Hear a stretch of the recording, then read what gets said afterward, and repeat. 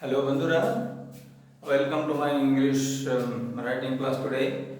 I'm going to display you how to write the English letters in the proper manner. And এসবগুলো ছোট ছোট ছেলে মেয়েদের যাদের তোমরা শেখাও সেই বাচ্চাদেরকে বিশেষ করে মনে রেখে তাদের কীভাবে গাইড করতে হবে সেটাই এখানে দেখানোর চেষ্টা করছি। এখানে আমি লিখে রেখেছি capital oblique small letters, right. আমি এখানে ক্যাপিটাল এবং স্মল গুলো কোন দিকে ডাইরেকশন হবে সেটা দেখানোর চেষ্টা করব এবং কোনটা কোথায় লিখতে হবে। যেমন আমরা ইংলিশের 4 লাইনে লিখি, তো আমরা মনে রাখতে হবে যখন কোনো ক্যাপিটাল লিখবো তখন এখান থেকে শুরু করতে হবে আর এই পর্যন্ত শেষ হবে। ক্যাপিটাল এখান থেকে এই পর্যন্ত শুরু শেষ হবে আর স্মল গুলো এই দুটো লাইনের মধ্যে শেষ করতে হবে। বাচ্চাদের বোঝাতে হবে যখন তুমি ক্যাপিটাল লিখছো তখন উপরে লিখতে হবে, বোঝা গেল? যখন এখানে ক্যাপিটাল লিখছে বাচ্চাদেরকে জানাতে হবে যে তুমি ক্যাপিটাল লিখছো উপর থেকে যেমন এখানে লিখছি, এখানে এটা বাচ্চাকে লেখাতে হবে। এটা যদি আরো মনে হয় যে তোমার ভালো হলো না তুমি মনে করবে যে বাচ্চাগুলো আরো বড় করে সুন্দর করে লিখো এবং এটাকে আমি যেমন করে মেটাচ্ছি তো মিটিয়ে দিয়ে ওকে পেন্সিল দিয়ে মিটিয়ে দিয়ে ওকে সুন্দর করে লেখাতে হবে। যেমন এখানে আমি আরো আচ্ছা করে লিখলাম দিয়ে এটা হলো, ঠিক আছে। এবার যখন এটা স্মল লিখবো তখন এই মাধ্যমে শেষ করতে হবে আর এটা এখানে শেষ হয়ে যাবে, এটা শেখাতে হবে। মানে এটা ক্যাপিটাল হলো আর এইখানে পাশে স্মল লিখে দুটোর ভ্যারিয়েশন, এটা ক্যাপিটাল আর এটা হলো স্মল, এই দুটোর ভ্যারিয়েশন তোকে শেখাতে হবে। এবার যখন বি লিখছি এখানে আমরা তোকে বলতে হবে যে দেখো বিটা কোথায় শুরু হচ্ছে, এইখান থেকে বি হয়ে এখান থেকে বি শেষ হলো। আর যখন স্মল লিখছি তখন আবার উপর থেকে যাবে আর গিয়ে এইখানে শেষ হচ্ছে।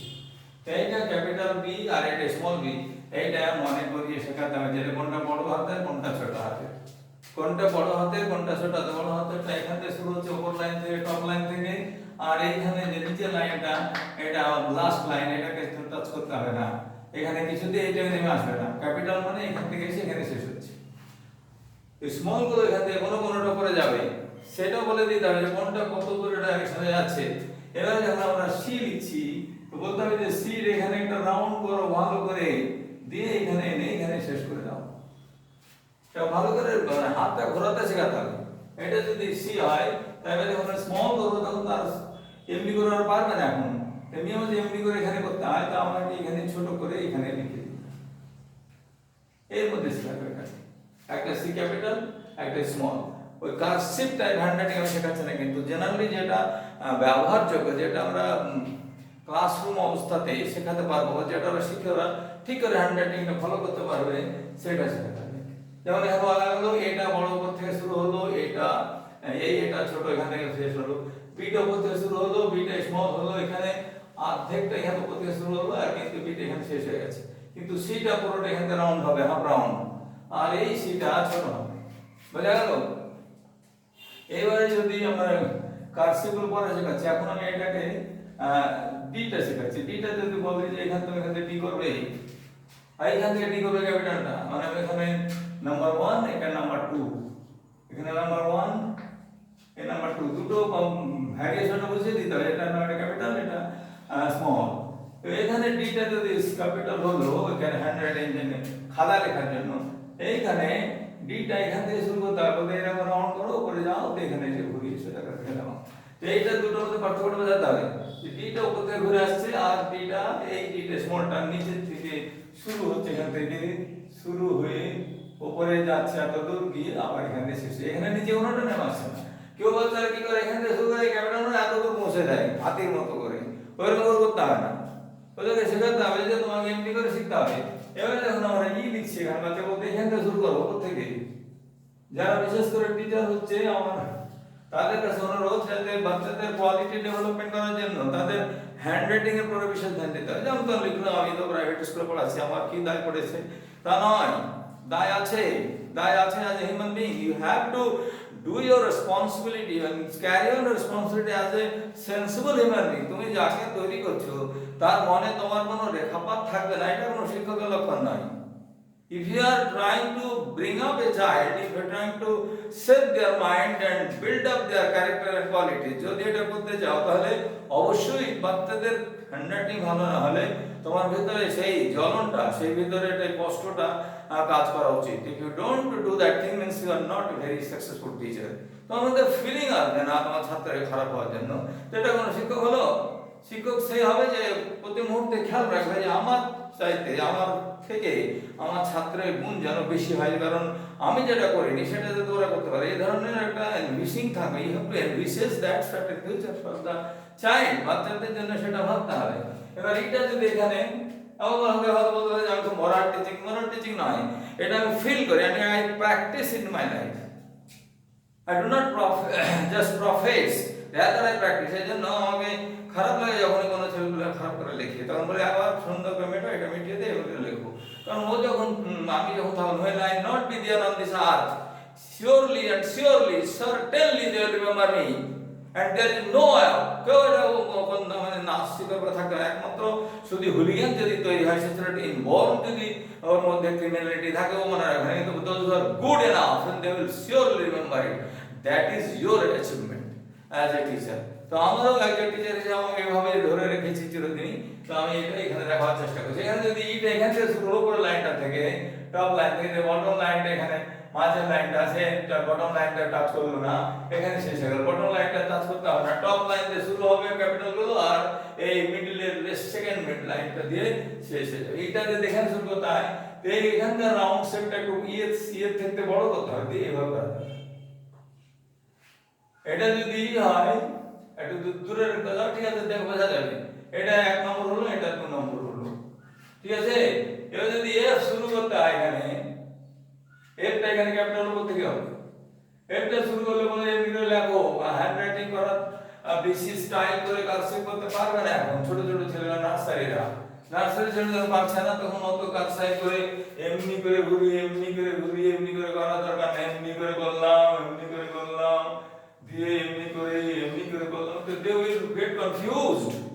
ওটা কনফিউজ করার দরকার নেই, ওদেরকে শেখাতে হবে যে how to write the thing, not to make the confuse. শিক্ষা সেটাই সহজ হবে যেটা সরলতার সঙ্গে বাচ্চার মাথায় ঢোকে। যদি সরলতার সঙ্গে না ঢোকে means you are not making the thing clear for them, you are making the thing complicated. ওদেরকে কমপ্লিকেটেড করা হচ্ছে, এইটা মনে রাখতে হবে। তো এটা যদি মনে রাখা যায় তো নিশ্চিতভাবে এখানে যদি এফটা করা যায়, এখানে স্মল এফটা এখানে বাচ্চাদের শেখাতে, এখানে মিডিল দিয়ে শুরু করতে হবে। এমনি করে নিয়ে এবার বটম লাইনের দিকে আসবে, এমনি করে শেখাতে হবে। এমনি করে দিয়ে এখানে বটম লাইনে, অথবা খুব যদি না পারে তো এখানে শুরু করতে হবে, এমনি করে দিয়ে এমনি করে করতে হবে। এটা অবলিক দিলাম, আয়টাকে এই দুটো সাথে বটম লাইনের দিকে আসবে, বটম লাইনের দিকে কোনটা আসছে সেটা মনে রাখতে হবে। বোঝা গেল কিছু?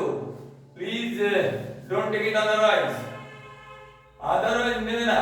আমি এখানে বেশি বলে বিচলিত করা বা বিব্রত করার চেষ্টা করছি না। আমি বলতে চেয়েছি what you should do as a human being, not as a personal individual.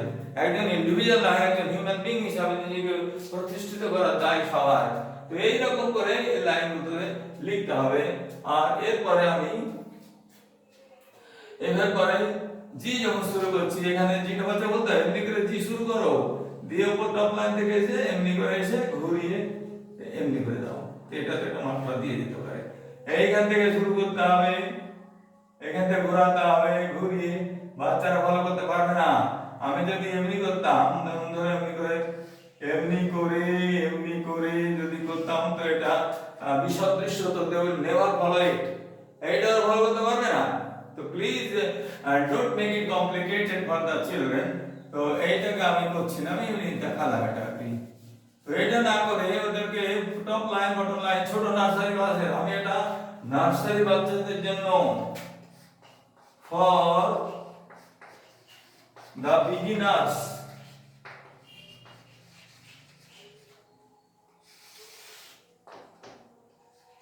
practice for the beginner.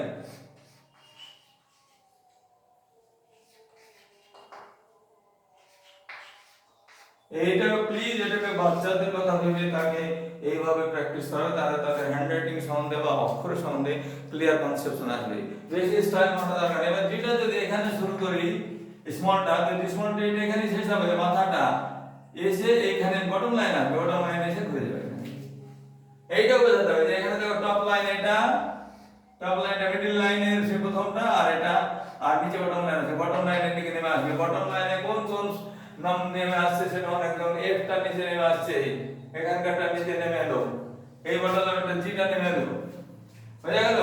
এবারে যদি এইচ করি, এখানে এইচটা এখানে শুরু হলো, এইটা যদি করতে কোনো সাধারণ ভাবে করলাম, এমন কিছু না, এমনি করে করে বেশি স্টাইল মারা যেতে পারে, কিন্তু আমি এটা বললাম না, এই সিধা দাগ কেটে দেবে। মাথাতে বলতে হবে এটা টানো, টেনে মাঝে একটা দাগ টানো, এটা স্মল এই ক্যাপিটাল এইচ হলো, আর যদি স্মল এইচ হয় এর উপর থেকে টপ লাইন দিয়ে আসতে হবে, কোথা থেকে? টপ লাইন দিয়ে ঘুরিয়ে এখানে শেষ করতে হবে। এইটা বলতে হবে দেখে, এটা বিশেষভাবে এখান থেকে ঘোরালাম, এখান থেকে ঘুরিয়ে এখান থেকে দিলাম, এদিকে দিলাম। তো অত কিছু শিখবার জন্য যে মানসিক প্রস্তুতি থাকা দরকার সেটা বাচ্চাদের আসে না। তো প্লিজ বি কেয়ারফুল যে মানুষের বাচ্চাদের কথা ভেবে তাদের স্তরে নেমে এসে, আমি যখন ছোট ছিলাম বা আমরা যখন ছোট ছিলাম তখন আমরা কি ধরনের সমস্যা ফেস করেছি, কেন বুঝতে পারিনি, এই বিষয়গুলো মাথায় রেখে বাচ্চাদের কথা ভাবতে হবে। কারণ একজন টিচার যে জীবন্ত আছে সে শুধু জীবনকালেই টিচার তা নয়, মৃত্যুর পরও সে টিচার। কেননা তাকে ছাত্ররা তার আমরণ মনে রাখবে, দে উইল রিমেম্বার মি। আমার একটা ছাত্রকে আমি 10,000 বার লিখেছিলাম রাগের চোটে, যে প্রতিদিন মাসে একটা করে লিভিং করে হ্যান্ডরাইটিং চেঞ্জ করো। দিয়েছে যে এখন অস্ট্রেলিয়া বলছে যে যখন বলে যে sir whatever have become it is for you, means you made me what I should do. তো এই বাচ্চাদের করাতে হয়। তো এইরকম কম্পালসারি রাখলাম এখানে। এবার এই ছিল আইটা, আইটা এখানে বাচ্চাদের অনেক টি এর মতো মাথা দিয়ে দেয়। এটাকে যদি স্মল ক্যাপিটাল লিখতে বলে এখানে একটু ছোট মাথা দেবে, বেশি বড় করে টি এর মতো মাথা কাটবে না, ধৈর্য ধরে কাটো, হাতটা সংযত করো। আমরা যখন আইটা যখন লিখবে জানি মিডল লাইনটা থেকে শুরু করে এইটুকু টার্ম দিয়ে দিতে হবে, এইটুকুটা আই, এইটুকু বলতে এইটুকু করো, ঠিক আছে? আমি কারসিভ শেখাচ্ছি না বলে দিলাম আগেই। আমি বাচ্চাদের নার্সারি ক্লাস যেটা পারবে না বাচ্চারা ওইরকম কারসিভ শিখতে, তাদের উদ্দেশ্যে বলছি এবং বিগিনারদের বলছি। and I am requesting the parents also, please take care of your children for upbringing their qualities and shape their mind. এবার আই হয়ে গেল এই চাই। এবার যদি এখানে যে করি, এটা মনে রাখবে যেটা এখান থেকে শুরু যদি হলো টপ লাইন থেকে, তো এটা মাথাতে ছোট করে একটা মানে এই আয়ের থেকে একটু বড় মাথাটা দিতে হবে এখানে, এইটা যে হলো করা থাকে। আর যদি এখানে স্মল লেখাতে যায় তাহলে স্মলটা এখানে এসে সমাপ্ত হয়ে যাবে। এই মিডল লাইনের উপর টপ লাইন দিয়ে শুরু হবে, এখানে ঘোরাতে হবে এখানে। আর মনে বলতে হবে যে এখানে ক্যাপিটাল যখন হবে তার আগে ডট লাগবে না, ডটটা কোথায় লাগবে? স্মলে লাগবে, ঠিক আছে? এটা বটম লাইনের দিকে আসছে, বটম লাইন এখানে আইটা এখানে থেকে যাচ্ছে, উপর টপে যাচ্ছে না, বটমে যাচ্ছে না, এটা থাকছে মিডল লাইন এখানে। জিটা কিন্তু বটম লাইনে দিয়ে যাচ্ছে, জিটা স্মল জিটা এখানে বটম লাইনটা, এটা বটম লাইনের দিকে যাচ্ছে, আর শুরু হচ্ছে মিডল লাইনের এখানে টপ থেকে। এবার কে কে যখন লিখছি বাচ্চা বলতে শুরু করো, আবার উপরে ক্যাপিটাল লিখছো, এটা কে শুরু করলে তুমি এটা উঠিয়ে গিয়ে উপরে নিয়ে যেতে পারো, বলবে এটা উপরে উঠিয়ে নিয়ে যাবে, এখান থেকে নিলে এখান থেকে নামালে, দিয়ে উপরে এটা নিয়ে আসলে, দিয়ে এখানে এটা ঘোরালে, এখানে হলো কে। আবার যখন স্মল কে করবে তখন এইটুকুর মধ্যে বলতে হবে তোমাকে, ওইটা আর অত করে পড়ালে হবে না, ওইটা খুব একটু যদি অস্পষ্ট মনে হয় একটু উপরে বাড়াতে পারে, তাই বলে ওকে কনফিউজ করে এত করে এটার মধ্যে করলে চলবে না, এইটা তাকে মনে রাখতে হবে, ঠিক আছে? আমি এটা কমা দিয়ে দিলাম, তাহলে জায়গা খিচুড়ি লাগবে না। এরপরে কে যখন হলো এল, এলটা এখানে ক্যাপিটাল উপর দিয়ে শুরু হলো, টপ লাইন থেকে এত এল হলো। আর যখন স্মল হলো তখন বলতে হবে যে তোমার এই নিচের বটম লাইনের নিচে শুরু করো, কিন্তু এটা এইভাবে, এইটা ঘুরে যাবে, টার্ন হয়ে যাবে দিকে, এইগুলি করে শুরু করো আর এমনি করে টার্ন করো। এটা যদি করা যায় এখন থেকে ইনিশিয়ালি, তাহলে অবশ্যই শিখবে। এমটা যখন লিখছি বলতে হবে এখানে এমনি করে উপর থেকে শুরু করো, এই দিকে নিয়ে এসো, দিয়ে এখানে এসে রেখে দাও, এইটা হলো এম, এটা বোঝাতে হবে। আর যখন স্মল হবে তখন এইখান থেকে শুরু হতে একবার দুবার দুবার টার্ম নিতে হবে। এখানে এমটা এই মাথাটা এইখানকার কোণাটা উপরে দিয়ে যাবে না, কারণ ইংলিশ হচ্ছে কানেক্টিভিটি থাকা ওয়ার্ড। একটা লেটারের সঙ্গে আরেকটা লেটারকে জুড়ে দেওয়ার জন্য ব্রিটিশরা একটু করে লিজুর জুড়ে রেখেছে তাদের সব লেটারের মধ্যে।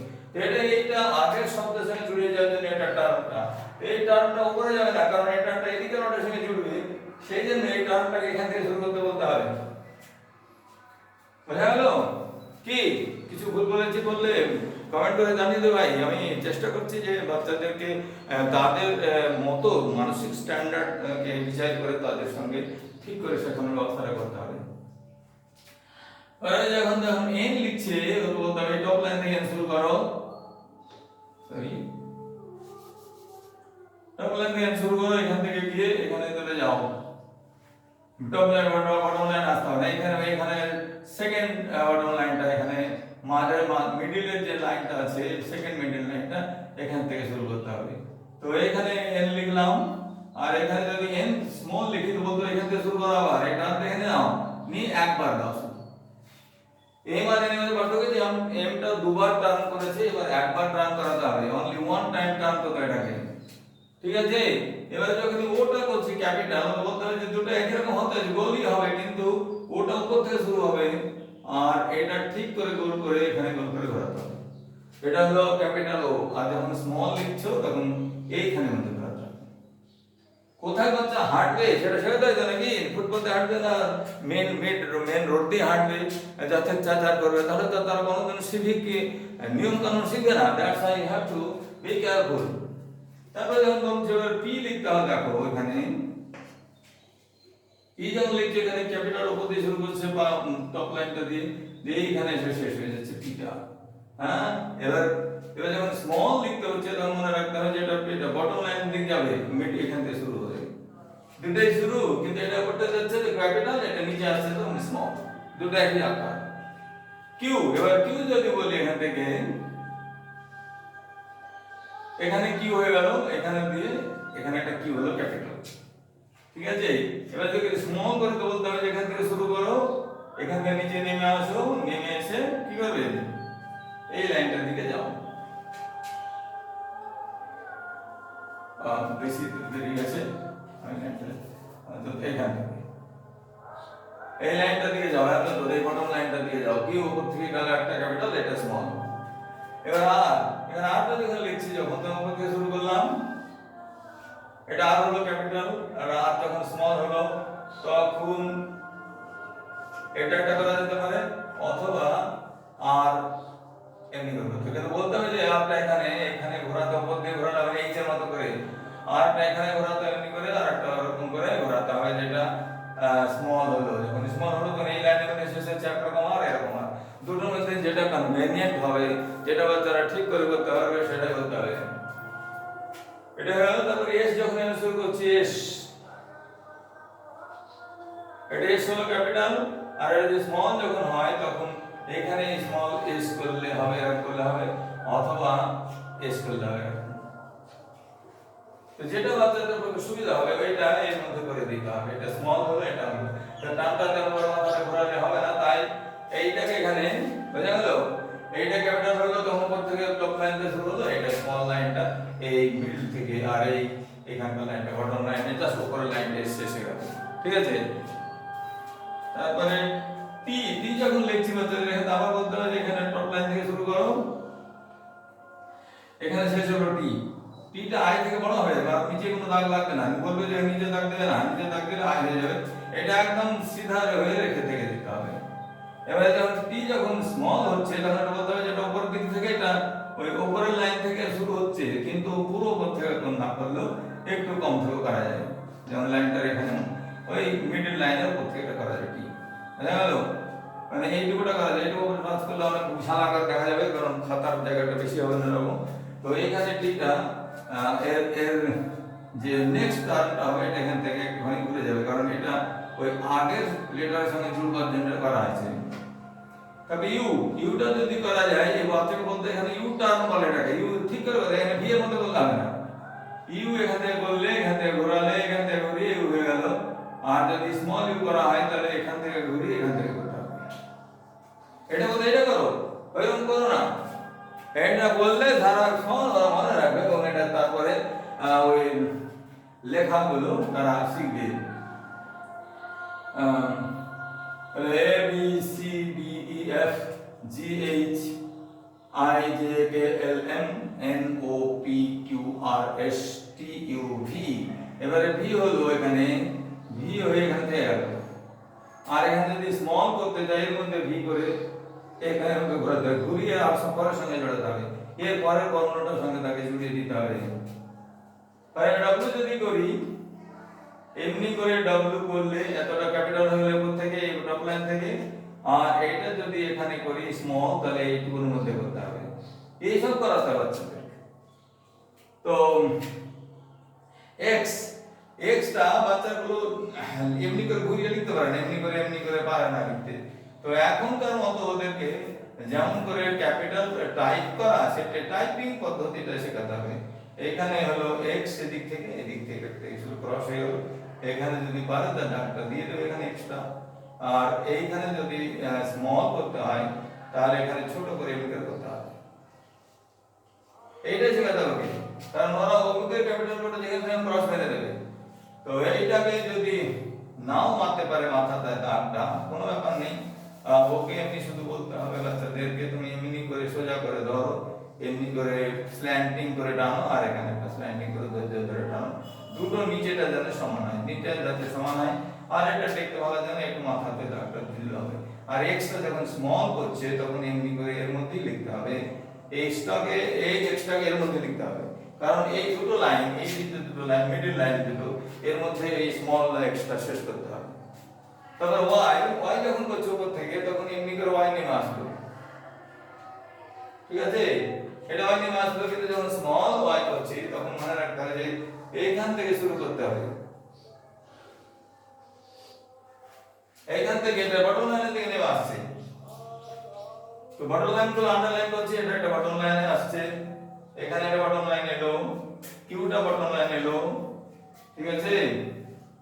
পিটা বটম লাইনে এলো, কোনটা বটম লাইনের দিকে যাচ্ছে, জিটা বটম লাইনে হলো, হ্যাঁ, আর এফটা বটম লাইনে এলো, এফটা। এই যেগুলো বটম লাইনের দিকে মানে এই লাইনের দিকে যাচ্ছে তো আন্ডারলাইন করে দিলাম। ওই লেখাগুলো বলতে হবে যে চারটে লাইনের যে দাগ থাকে খাতা থাকে তার শেষের লাইনের দিকে এগুলো নিয়ে আসবে, এটাকে নিয়ে আসবে, এফটাকে, তারপরে জেটাকে নিয়ে আসবে, তারপরে জিটাকে নিয়ে আসবে, ঠিক আছে? এদের বলতে হবে পি নিয়ে আসবে নিচে, কিউ নিয়ে আসবে নিচে, আর উপরে যাবে না।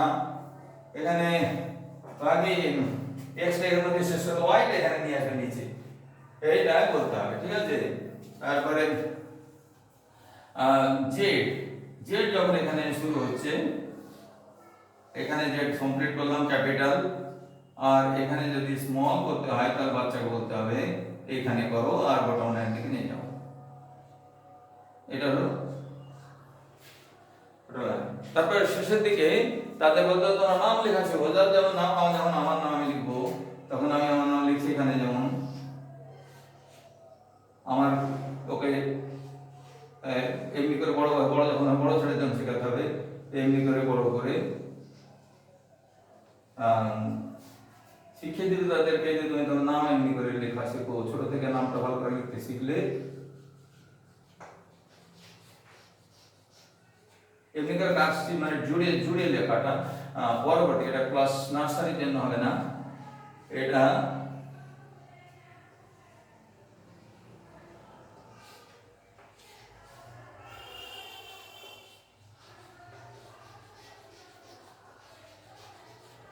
আমি আমার নামটা সাপোজ লিখলাম, যে আমার জন্য লিখলাম যে এটা একটা ক্লাস 4 5 এর বাচ্চাকে বা 3 এর লিখতে হবে, কিন্তু যখন কোনো অন্য ছেলেকে লেখাতে হবে, যেমন ছোট বাচ্চাকে লিখতে হবে, যেমন ধরো ওর নাম হচ্ছে সৌরভ, তো সৌরভ যখন নাম লিখলো তখন সৌরভ এমনি করে লিখলো, আর এমনি করে লিখলো, এমনি করে লিখলো, এমনি করে লিখলো, এমনি করে লিখলো সৌরভ। সৌরভটাকে সৌরভের মতো করে লিখবে, মানে জড়িয়ে লিখতে পারবে না, তখন তাকে এমনি করে লিখবি। তাকে বলতে হবে যে মাঝখানে কোনো ক্যাপিটাল ঢোকাবি না, আর যেমন সৌরভ কুমার, কুমারের ক্যাপিটাল এখানে করবি, আর এখানে ইউটা লিখলো, এখানে ইউটা লিখলো, এখানে ইউটা আরটা লিখলো, সৌরভ কুমার। কারণ যদি স্নেহা হয় বা শামিমা হয় সাপোজ, তো শামিমা যদি হলো তখন আমি এটা লাইনটা ক্রস করে গেছি। তো যাই হোক এখানে যদি এই দুটো লাইন মধ্যে লিখতে হয় তো শামিমাকে এখানে ক্যাপিটাল দিয়ে শুরু করতে হবে।